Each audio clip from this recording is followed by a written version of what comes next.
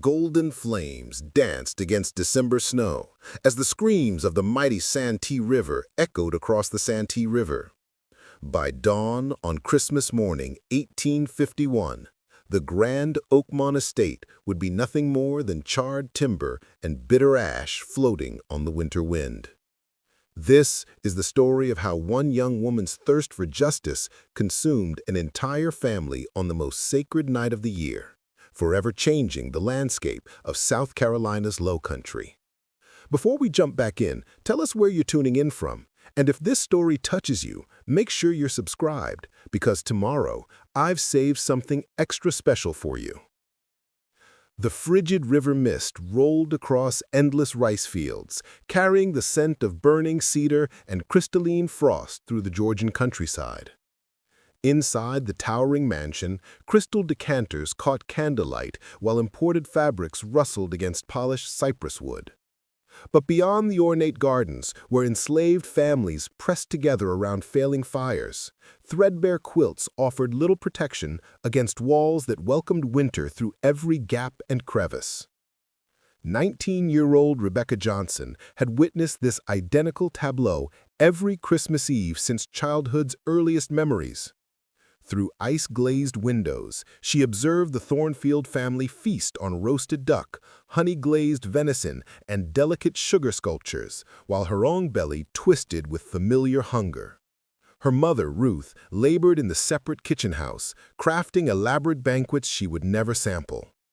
The Oakmont Estate stretched across 1,800 acres of prime South Carolina lowcountry, purchased with rice profits and sustained through the toil of 52 enslaved souls.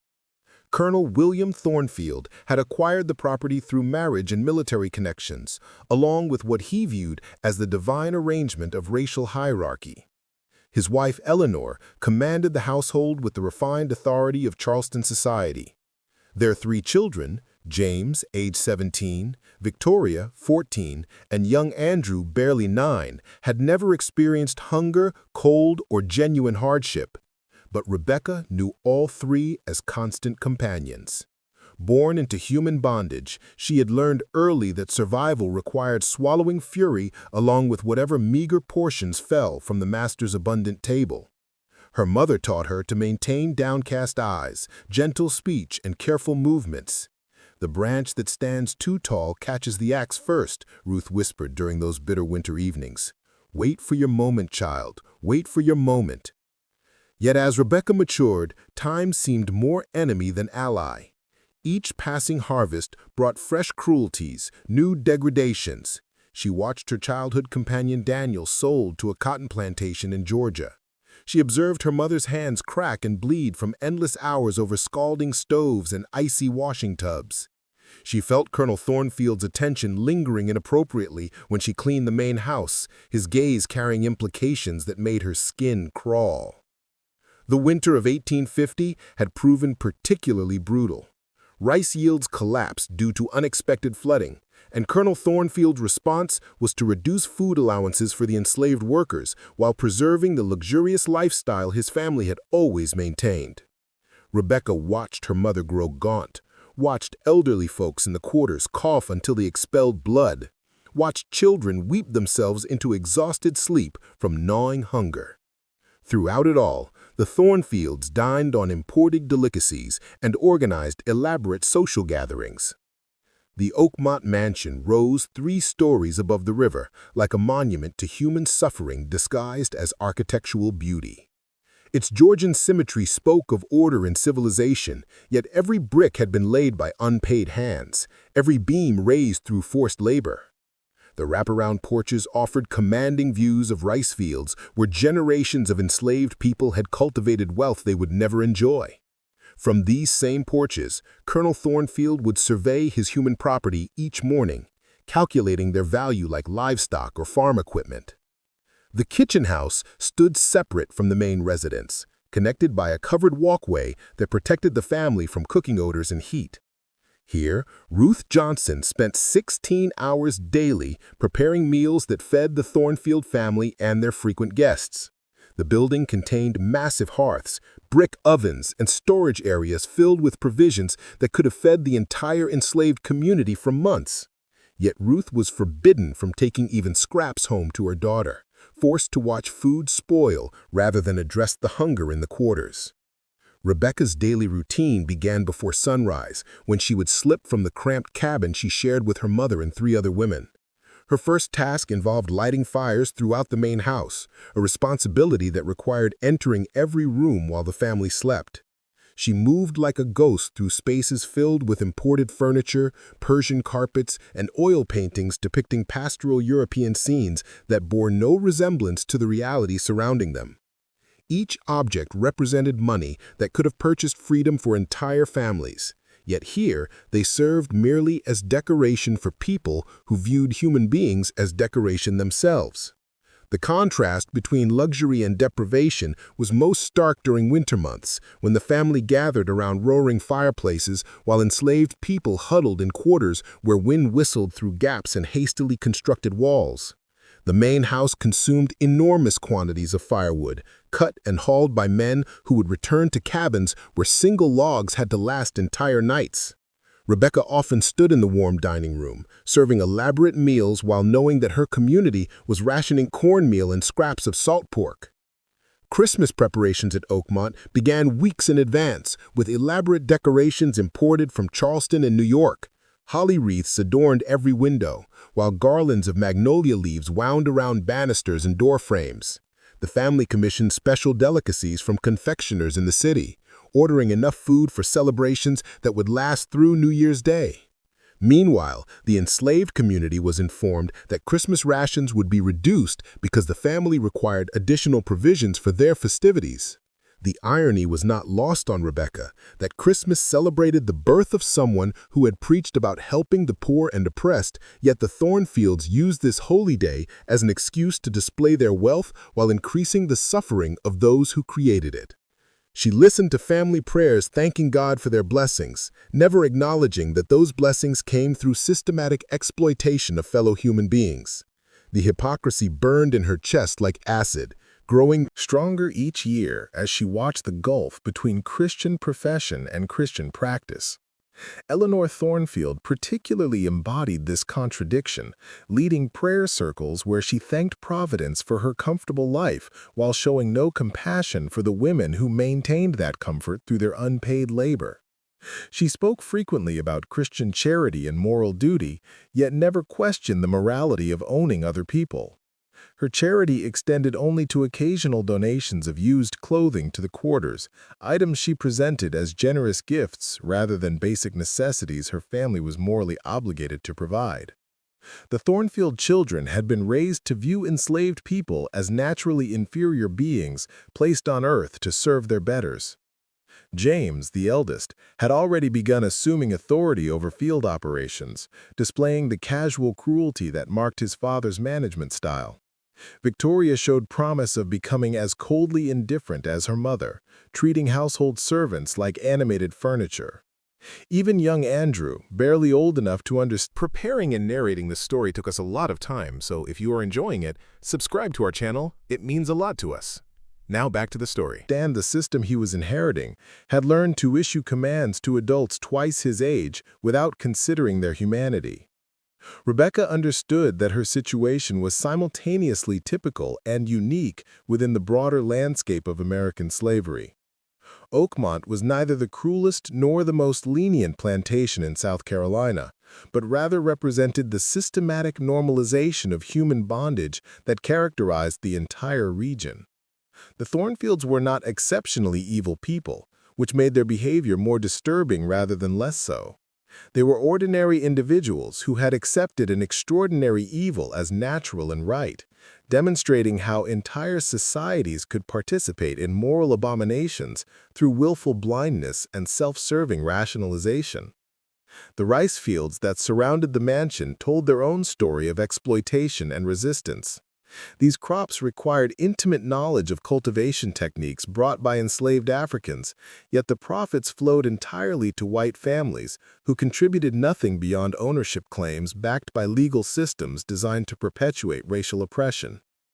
The irony was bitter. Enslaved people possessed the agricultural expertise that created the wealth used to purchase more enslaved people, creating a cycle of expanding bondage funded by the victim's own knowledge and labor. Rebecca's education in the realities of power had begun early, as she watched her community navigate the constant threat of violence that underlay every interaction with white authority. She learned to read subtle signs that indicated danger, to recognize when someone's mood might turn violent, to sense when punishment was coming before it arrived. This education taught her that safety was always temporary, that protection depended entirely on the whims of people who viewed her as property rather than person. The legal framework surrounding slavery meant that Rebecca had no rights that any white person was bound to respect. She could be sold at any time, separated from her mother without warning, forced into any labor regardless of her physical capacity, punished for any perceived infraction without trial or appeal.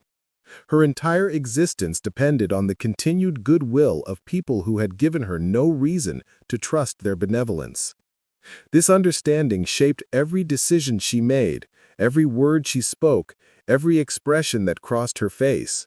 Yet beneath the surface compliance that survival demanded, Rebecca nurtured a flame of anger that grew stronger each year.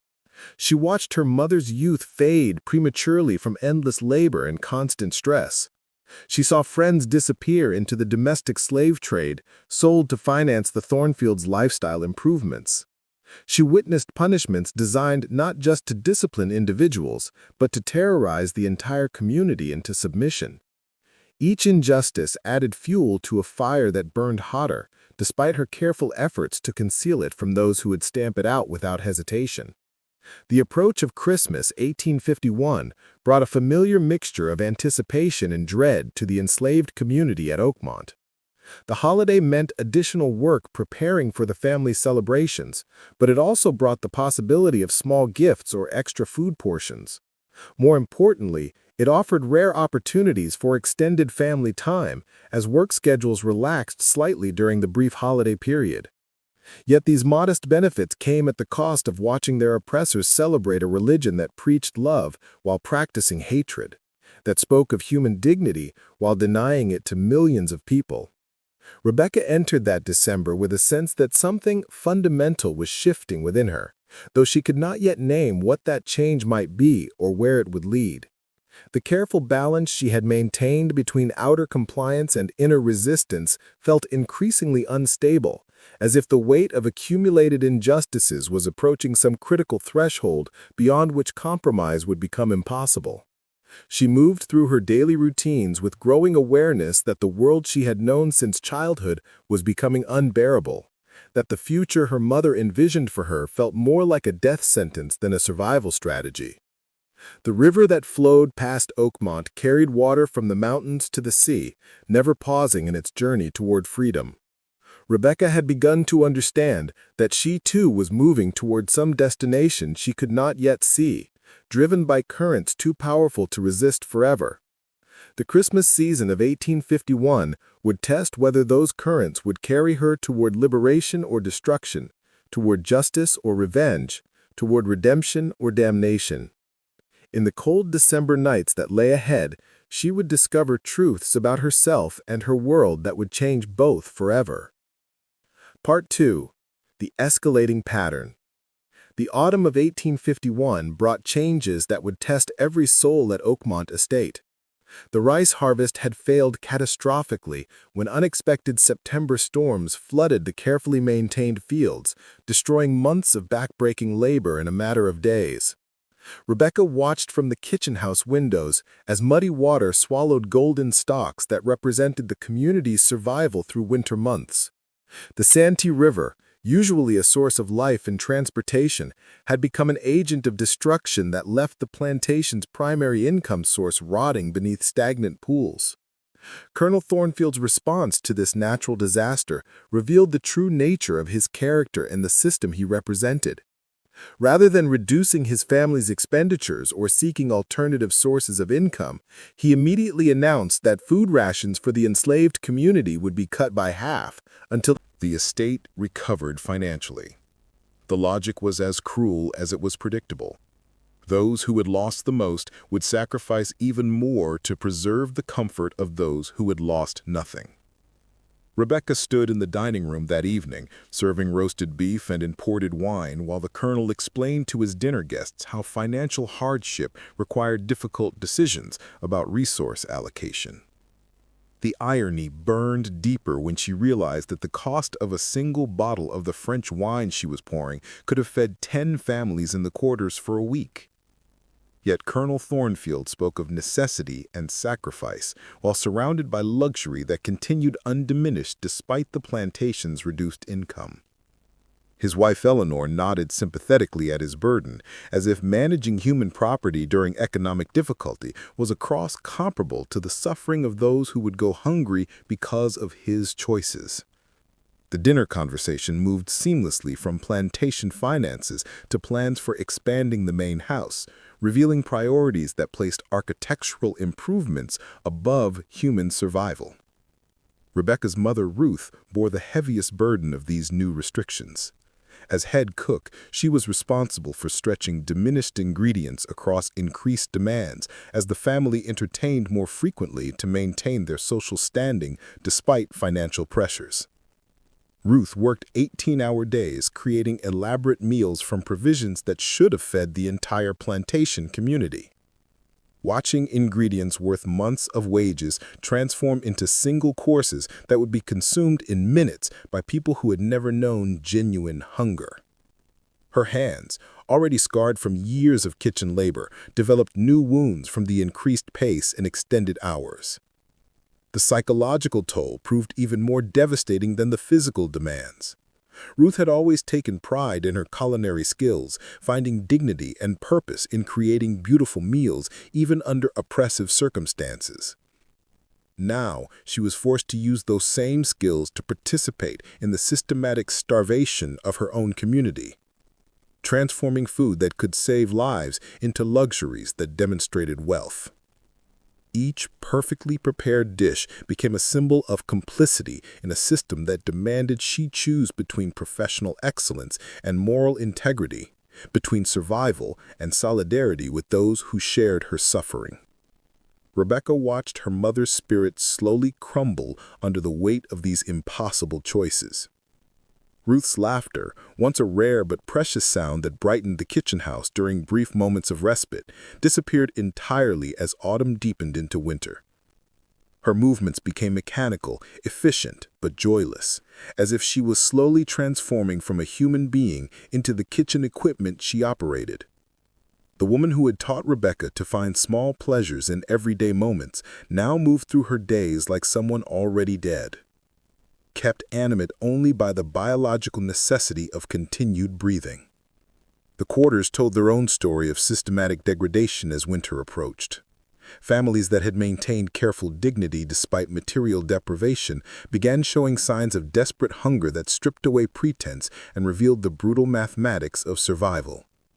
Children cried constantly from empty bellies, their parents powerless to provide relief that did not exist.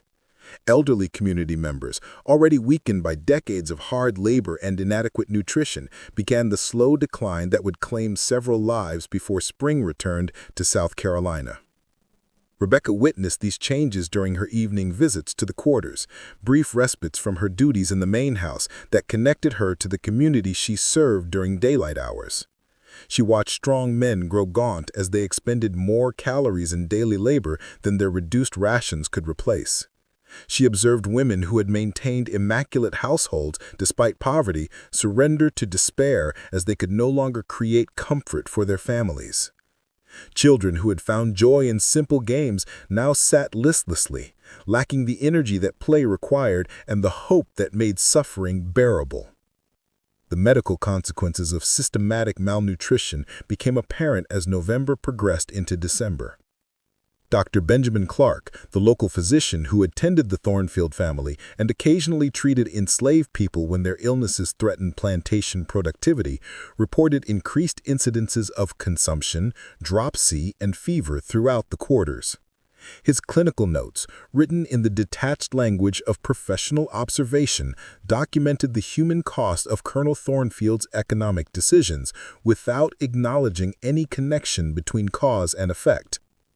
Rebecca read portions of these medical reports when cleaning the Colonel's study. Her literacy skills developed through covert lessons that would have resulted in severe punishment if discovered. The reports described symptoms and recommended treatments, but never questioned why previously healthy individuals were suddenly developing diseases associated with severe malnutrition. Dr. Clark documented suffering without investigating its origins, maintaining professional objectivity that masked moral cowardice and systemic complicity. The psychological impact of witnessing this systematic destruction of her community created changes within Rebecca that she struggled to understand or control. The careful emotional restraint that her mother had taught her as essential for survival began cracking under the pressure of accumulated injustices. She found herself lying awake in the cramped cabin, staring at the ceiling while rage built in her chest like steam in a covered pot approaching the boiling point. Sleep, when it came, brought dreams of fire and freedom that left her more exhausted than physical labor ever had. These changes manifested in small rebellions that would have been unthinkable just months earlier. Rebecca began taking longer routes through the main house, allowing herself moments to imagine what destruction might look like in rooms filled with objects that represented her community's stolen labor. She lingered near conversations between Colonel Thornfield and his overseer Samuel Crawford, gathering intelligence about plantation operations and future plans that might affect the enslaved community. Most dangerously, she began meeting the eyes of white family members directly, abandoning the downcast gaze that signaled appropriate submission.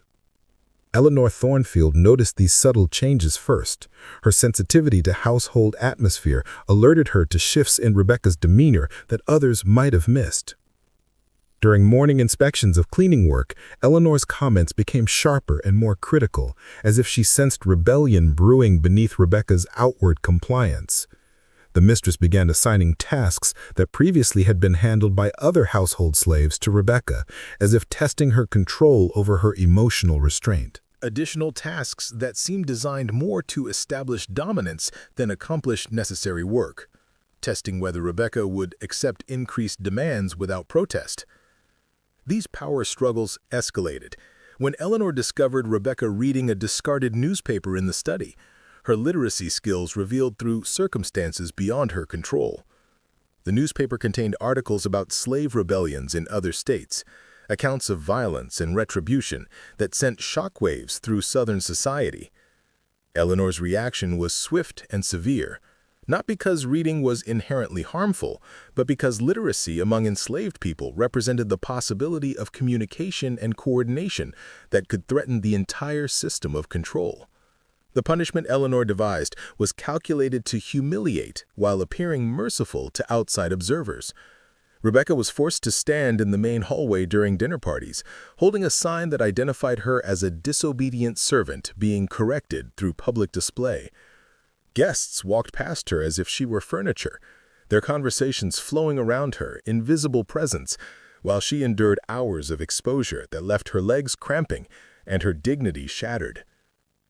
The punishment served multiple purposes, demonstrating Eleanor's authority, warning other enslaved people about the consequences of overstepping boundaries, and reinforcing social hierarchies that placed white comfort above black humanity. Yet these attempts to reassert control had the opposite effect from what Eleanor intended.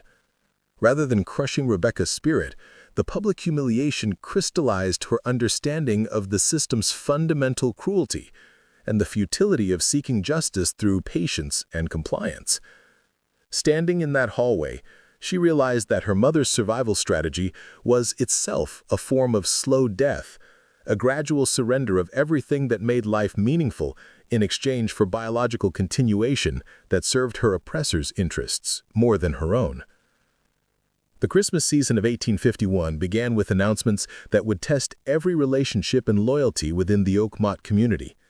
Colonel Thornfield informed the enslaved population that their traditional Christmas Day rest would be canceled due to preparations for an elaborate New Year's celebration that would demonstrate the plantation's continued prosperity despite recent setbacks.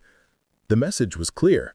Their suffering would intensify to maintain appearances that protected the family's social standing and business prospects.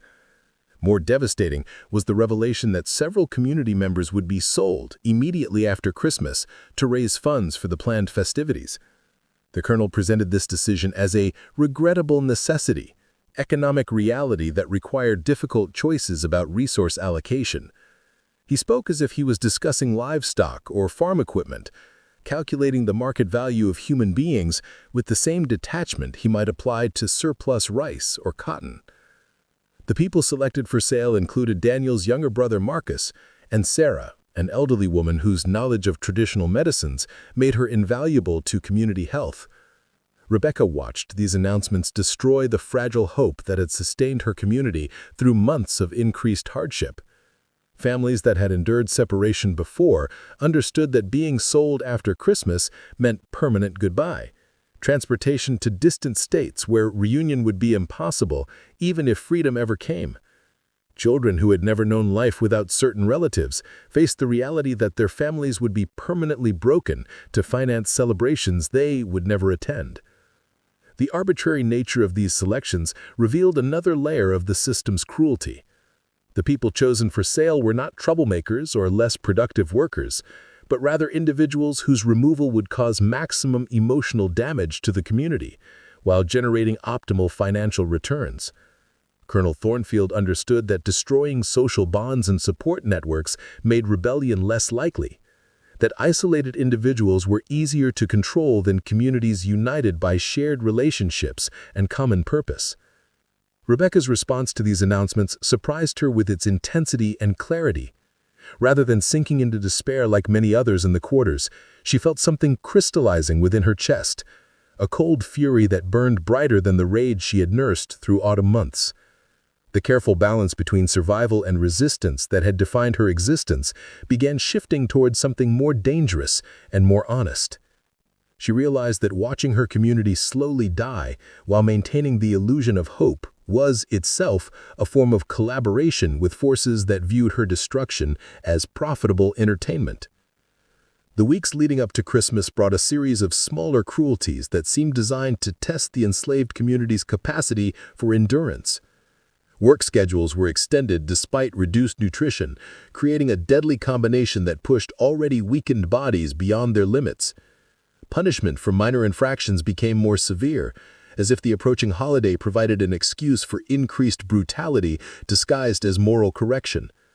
Most painfully, families scheduled for separation were forced to continue normal routines while knowing their time together was measured in days rather than years. Rebecca found herself becoming a focal point for community grief and anger, her visible defiance inspiring others while simultaneously making her a target for increased scrutiny.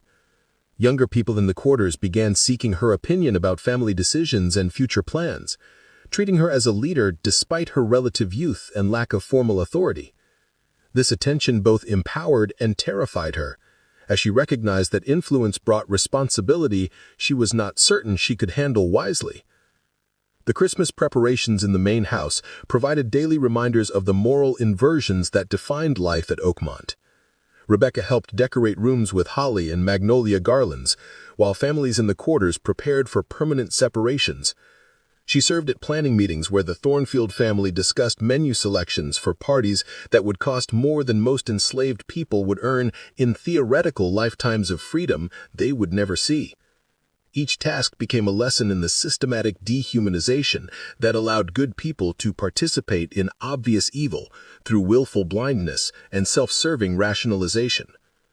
As December 24th approached, Rebecca realized that something fundamental was changing within her, a transformation she could neither control nor fully understand.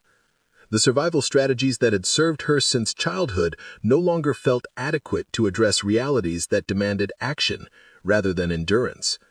the careful compromise between outer and inner realities that allowed hopeful but grim survival. Compliance and inner resistance was collapsing under the weight of accumulated injustices that had finally exceeded her capacity for patience and hope. The Christmas Eve of 1851 would test whether this transformation led toward liberation or destruction, toward justice or revenge, toward redemption or damnation. In the hours that lay ahead, Rebecca would discover truths about herself and her world that would change both forever, setting in motion events that would ripple through South Carolina history long after the last ember cooled in Oakmont's ashes. December 22nd brought news that would shatter what remained of Rebecca's faith in the possibility of gradual change or merciful intervention. She discovered the information while cleaning Colonel Thornfield's study, a room that contained the ledgers and correspondence that documented the plantation's operations with clinical precision. The colonel had left his desk unlocked after a morning meeting with his Charleston banker, revealing documents that exposed the true scope of his plans for the enslaved community at Oakmont Estate. The papers detailed negotiations for the sale of 18 people immediately following Christmas, nearly a third of the plantation's entire enslaved population. The list included not just the individuals already announced, but additional families whose separation had been kept secret to prevent disruption of holiday preparations. Rebecca's own name appeared among those selected for sale, along with her mother Ruth, whose culinary skills had attracted interest from a New Orleans hotel owner seeking experienced kitchen staff for his expanding business operations. The financial calculations surrounding these sales revealed the cold mathematics that governed every aspect of enslaved life at Oakmont. Each person was assigned a specific monetary value based on age, health, skills, and market demand, with detailed notations about factors that might increase or decrease their selling price. Rebecca's literacy was noted as both an asset that made her valuable for household positions and a liability that required careful management to prevent future disciplinary problems. Her mother's expertise commanded premium pricing, but her advancing age meant immediate sale was necessary before her value declined further. More disturbing than the individual valuations were the strategic considerations that had guided the selection process. Colonel Thornfield's correspondence with slave traders revealed deliberate choices designed to maximize both financial returns and social control within the remaining enslaved population. Families were being separated not just for economic reasons, but to eliminate leadership structures and emotional bonds that might support organized resistance.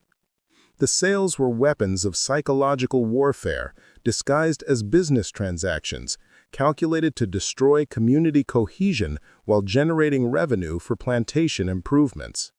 Rebecca read these documents with growing horror and rage, understanding that her entire future had been decided without consultation or consideration of her preferences regarding life decisions that would affect every aspect of her remaining existence. The brutality of this decision extended beyond its impact on Rebecca herself to encompass the systematic destruction of the only family she had ever known. Ruth's sale to New Orleans meant permanent separation across distances that made reunion impossible, even if freedom ever came. Mother and daughter would be scattered to different states, their relationship terminated by legal documents that treated human bonds as obstacles to profitable resource allocation. The love that had sustained them through years of hardship was being weaponized against them, transformed into additional suffering that served their oppressors' financial and social objectives. Rebecca's discovery of these plans coincided with increased preparation activities for the Thornfield family's Christmas celebration, creating a grotesque juxtaposition between festive joy and systematic family destruction.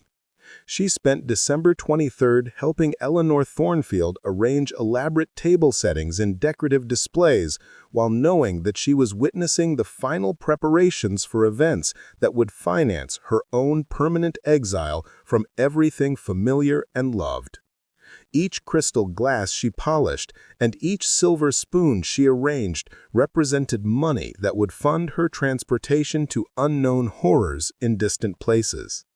The Christmas Eve dinner party at Oakmont Estate brought together representatives of South Carolina's planter aristocracy, men and women whose wealth depended entirely on the systematic exploitation of human beings they preferred to regard as naturally inferior creatures incapable of genuine emotion or family attachment.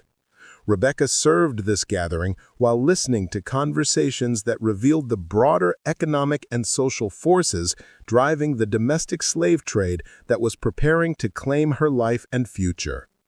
The dinner guests discussed slave markets with the same casual interest they might apply to commodity prices or weather predictions, sharing information about buyers seeking specific types of workers and regions offering optimal returns on human investments. Charleston merchants described demand patterns from Gulf Coast plantations, while Mississippi planters explained labor shortages that created opportunities for profitable sales. The conversations treated enslaved people as abstract economic units rather than individuals with relationships, dreams, and emotional lives that would be destroyed by forced migration. Rebecca moved through this gathering like a ghost attending her own funeral, observing discussions about her future conducted by people who had never spoken to her directly or inquired about her preferences regarding life decisions that would affect every aspect of her remaining existence. The surreal quality of the experience heightened her awareness that she existed in a world where others possessed absolute power over her destiny, while she remained completely powerless to influence outcomes that mattered more than life itself. The evening's entertainment included musical performances by the Thornfield children, who had been trained in piano and voice by tutors whose salaries could have purchased freedom for entire families. Rebecca stood against the wall during these performances, her presence required, but her humanity invisible to audiences who saw only the labor she provided rather than the person who provided it. Young Victoria Thornfield sang Christmas carols about peace and goodwill, while her father finalized arrangements to destroy Rebecca's family for profit and social control. The most devastating moment came when Colonel Thornfield raised his glass for a toast, celebrating God's blessings and the prosperity that allowed his family to share abundance with friends and neighbors. The guests responded enthusiastically to this expression of gratitude, their religious sentiment apparently untroubled by the obvious contradiction between Christian teaching and their participation in systematic human trafficking. Rebecca realized that these people had constructed elaborate theological justifications for slavery that allowed them to maintain religious identity while practicing behavior that violated every principle their Savior had taught about human dignity and compassion. As the evening progressed, conversations shifted toward discussions of recent slave rebellions in neighboring states and the security measures necessary to prevent similar incidents in South Carolina. The guests shared strategies for identifying potential troublemakers and eliminating threats before they could organize effective resistance. Rebecca listened to these discussions with growing understanding that her upcoming sale was part of broader efforts to maintain social control through fear and family destruction. The irony was not lost on her that these same people who spoke fearfully about slave rebellions were simultaneously creating conditions that made rebellion more likely through their escalating cruelty and systematic dehumanization. They seemed unable to recognize the connection between their behavior and the resistance it generated, instead treating rebellion as evidence of ingratitude rather than natural response to intolerable oppression. Their solution to resistance was always more oppression, creating cycles of violence that served no one's interests while satisfying psychological needs for dominance and control. Dr. Benjamin Clark attended the dinner party and contributed to conversations about managing enslaved populations during economically difficult periods. His medical expertise was presented as scientific authority for opinions about racial characteristics and appropriate treatment methods that justified whatever cruelty proved profitable or convenient. Rebecca had observed this man treating sick people in the quarters with minimal effort and maximum condescension, providing just enough care to protect plantation productivity while expressing no genuine concern for human suffering he was supposedly trained to alleviate. The evening's most revealing conversation occurred when Judge Robert Fairfax described recent court cases involving disputes over slave ownership and property rights. His anecdotes treated human beings as legal abstractions, focusing on procedural questions and monetary judgments, while completely ignoring the impact of these decisions on the people whose lives hung in the balance. The judicial system he represented was designed to protect white property interests rather than ensure justice, creating legal frameworks that legitimized whatever arrangements proved most profitable for those with sufficient power to influence outcomes. Rebecca's psychological state during this gathering oscillated between rage and despair, her emotions too intense for the careful control that had previously enabled her survival in hostile environments. She found herself imagining violent responses to the conversations surrounding her, fantasizing about disrupting the civilized atmosphere with brutal truths about the reality of enslaved life. These thoughts terrified her, even as they provided temporary relief from feelings of complete powerlessness in situations that demanded action she was not yet prepared to take. The evening concluded with elaborate desserts prepared by Ruth Johnson, whose culinary artistry was displayed for the final time before her sale would eliminate her access to proper equipment and quality ingredients. Ruth served these desserts while knowing that her mother's talents were being showcased for guests who would never acknowledge the skill and creativity required to transform basic ingredients into elegant presentations. Ruth's expertise was simultaneously celebrated and dismissed, valued as economic asset, while ignored as human achievement deserving recognition and respect. As guests departed the Thornfield mansion on Christmas Eve, Rebecca realized that she had witnessed something more significant than a social gathering or business networking event. She had observed the intellectual and moral processes that allowed entire societies to participate in obvious evil while maintaining comfortable illusions about their virtue and righteousness. These people were not monsters in any conventional sense, but rather ordinary individuals who had learned to construct elaborate rationalizations for behavior they would condemn in other contexts or different circumstances. The cleanup process following the dinner party provided Rebecca with additional time to process what she had learned and experienced during the evening's conversations. Each dish she washed and each piece of furniture she restored to proper arrangement felt like preparation for her own execution, final services performed before transportation to unknown fates in distant places. The familiar routines that had once provided structure and purpose now felt like rehearsals for permanent goodbye to everything that had given her life meaning and identity. The contrast between the evening's festivities and the reality of enslaved experience at Oakmont became even more stark when Rebecca returned to the quarters after completing her duties in the main house. The community was preparing for what everyone understood might be final Christmas celebrations together, with families spending precious time creating memories that would have to sustain them through years or decades of separation. Children who did not fully understand what sale meant still sensed the adult anxiety and grief that permeated every interaction and conversation. Rebecca found her mother sitting alone outside their cabin, despite the December cold, staring across the rice fields toward the river that would soon carry some community members toward permanent exile from everything familiar and loved.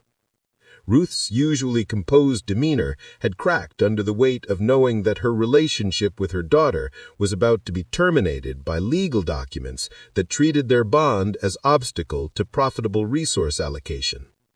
The woman who had taught Rebecca survival strategies for navigating hostile environments now faced circumstances that exceeded any preparation or wisdom she could provide.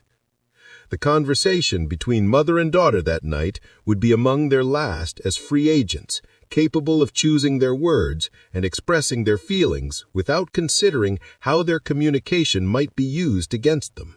Them in future proceedings.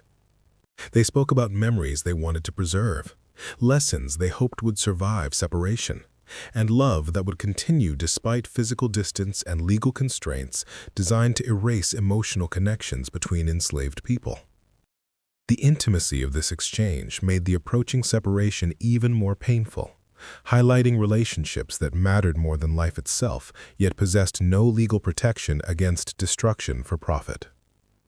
Rebecca's internal transformation accelerated during these final hours before Christmas morning, as she realized that her previous strategies for managing oppression were completely inadequate for addressing realities that demanded decisive action rather than patient endurance.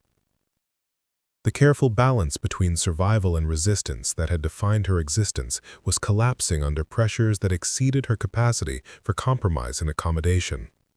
Something fundamental was changing within her psychology, preparing her for choices that would have been unthinkable just days earlier. As Christmas Eve deepened into Christmas morning, Rebecca understood that she was approaching a crossroads where every path led away from the world she had known since childhood. She could accept sale and separation with the dignity her mother had always counseled, preserving her humanity through grace under pressure while sacrificing agency and relationship for biological survival. Alternatively, she could choose resistance that might preserve her integrity while risking everything she had tried to protect through years of careful compliance with oppressive demands. The approaching dawn would bring decisions that could not be undone, and consequences that would ripple through South Carolina history long after the immediate participants had departed from earthly concerns. Guest lists and menu selections that revealed the true purpose of the evening's entertainment. The party was not merely social gathering, but business networking, designed to facilitate Rebecca's sale and establish connections with potential buyers from neighboring states. The guest list included slave traders from Charleston and Savannah, plantation owners seeking experienced household servants, and merchants involved in the domestic slave trade that was preparing to claim Rebecca's future. Eleanor Thornfield discussed these invitations with the casual efficiency of someone arranging commodity transactions rather than human trafficking operations. She spoke of matching guests with available property, using language that transformed enslaved people into abstract economic units rather than individuals with relationships and emotional lives that would be destroyed by forced migration. Rebecca's growing awareness of the evening's true purpose intensified her psychological transformation from compliance to resistance, as she realized that she was not merely witnessing preparations for social entertainment, but participating in arrangements for her own destruction. Each table setting she arranged and each candle she lit was contributing to events that would finance her transportation to unknown horrors in distant places. The intimate knowledge she possessed of the house's layout and routines was being used against her, turned into intelligence that would make her upcoming betrayal more efficient and profitable. The kitchen house bustled with activity as Ruth Johnson prepared the elaborate feast that would showcase her culinary talents for potential buyers, while demonstrating the family's continued ability to entertain despite economic pressures. Rebecca watched her mother work with desperate intensity, understanding that this meal represented both professional masterpiece and personal farewell. Ruth's hands moved with practiced efficiency, but her eyes held the haunted quality of someone preparing her own funeral banquet while maintaining the dignity that had sustained her through decades of systematic dehumanization. The relationship between mother and daughter had become increasingly strained as the reality of their approaching separation created emotional pressures that threatened to overwhelm their careful self-control. Ruth continued advocating for patience and endurance, counseling Rebecca to accept their fate with grace while preserving their humanity through dignity under impossible circumstances. Rebecca found this advice increasingly inadequate for addressing realities that demanded action rather than passive acceptance of systematic family destruction for profit and social control. Their final conversation in the kitchen house revealed fundamental differences in their approaches to survival and resistance that reflected generational changes in how enslaved people understood their circumstances and options. Ruth had spent her entire adult life perfecting strategies for navigating hostile environments through careful compliance and emotional restraint, believing that survival itself was victory in circumstances where complete powerlessness was the norm. Rebecca represented a new generation, less willing to accept gradual death as preferable to dangerous resistance, more inclined to risk everything rather than surrender agency and relationship for biological continuation that served oppressor interests. The afternoon's most devastating revelation came when Rebecca discovered additional correspondence in Colonel Thornfield's study, documents that exposed the broader network of relationships and financial arrangements surrounding the domestic slave trade. The papers revealed that her sale had been planned for months rather than weeks, that her recent defiance had simply accelerated existing plans rather than creating new problems requiring immediate solutions. Her entire existence at Oakmont had been temporary arrangement, pending optimal market conditions and suitable buyer identification. These documents also revealed that Colonel Thornfield had been tracking her psychological development and potential for resistance, sharing observations with other plantation owners about managing intelligent enslaved people who showed signs of dangerous independence. Rebecca's literacy skills, her growing defiance, and her influence within the quarters had all been noted and discussed as security threats, requiring elimination through geographic dispersion and social isolation. She was not just property being sold for profit, but a problem being solved through systematic destruction of everything that gave her life meaning and identity. The correspondence included detailed descriptions of her personality traits and behavioral patterns, clinical observations that reduced her humanity to security assessments and market valuations. Colonel Thornfield had consulted with slave traders about optimal destinations for troublesome property, seeking buyers who specialized in breaking rebellious enslaved people or managing units that were considered too intelligent or difficult to control. Spirits through isolation and increased brutality. The planned sale was not merely economic transaction, but deliberate psychological warfare designed to destroy her capacity for resistance while generating revenue for plantation improvements. Rebecca's discovery of these documents completed her transformation from victim to agent of change, as she realized that patient endurance was not moral virtue, but collaboration with forces that viewed her destruction as profitable entertainment. The careful balance between survival and resistance that had defined her existence was revealed as illusion, temporary accommodation that served oppressor interests while providing false hope that delayed inevitable betrayal and abandonment. She understood that her choice was not between safety and danger, but between different forms of destruction that varied only in their timing and methodology. The psychological impact of these revelations created changes within Rebecca's consciousness that she could neither control nor fully comprehend, as if some fundamental aspect of her identity was being reorganized around new understanding of her circumstances and options.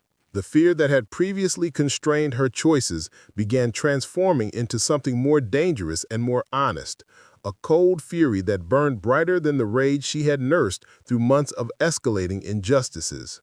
she felt herself crossing internal thresholds that could never be recrossed, moving toward decisions that would define not just her own fate, but the future of everyone at Oakmont Estate. The approaching evening brought final preparations for events that would demonstrate the plantation's continued prosperity while facilitating Rebecca's permanent exile from everything familiar and loved. She moved through these preparations with growing awareness that she possessed knowledge and opportunities that could transform victim status into agency, powerlessness into decisive action, acceptance into resistance that would change the fundamental dynamics governing life at Oakmont Estate and beyond. The sun began setting over the rice fields as guests arrived for the evening celebration, their carriages creating processions of wealth and privilege that contrasted sharply with conditions in the quarters where families prepared for permanent separations. Rebecca watched these arrivals from the main house windows, recognizing faces from previous gatherings while understanding their true purpose as participants in human trafficking operations disguised as social entertainment and business networking. Dr. Benjamin Clark arrived early to discuss medical examinations that would verify the health and condition of enslaved people being offered for sale, his professional expertise lending scientific legitimacy to proceedings that reduced human beings to livestock evaluations. Judge Robert Fairfax brought legal documents that would facilitate ownership transfers and property transactions, his judicial authority providing official sanction for arrangements that violated every principle of justice and human dignity.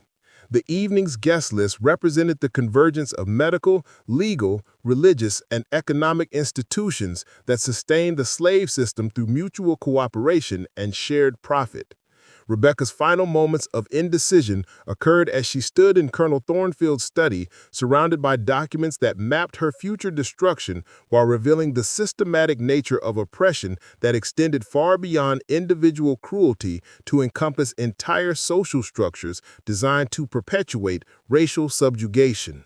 She could continue performing her assigned role as compliant victim, accepting transportation to unknown horrors while preserving illusions about moral virtue through grace under pressure. Alternatively, she could choose resistance that acknowledged reality while risking everything she had tried to protect through years of careful compromise with evil. The decision crystallized as evening shadows lengthened across the rice fields and guests gathered in the dining room for elaborate dinners that would celebrate successful business transactions involving human beings treated as commodity merchandise. Rebecca understood that she stood at the threshold between one world and another, between patience and action, between survival and justice, between collaboration and resistance that would test every assumption about power, morality, and the price of freedom in circumstances where all choices led toward different forms of destruction or transformation.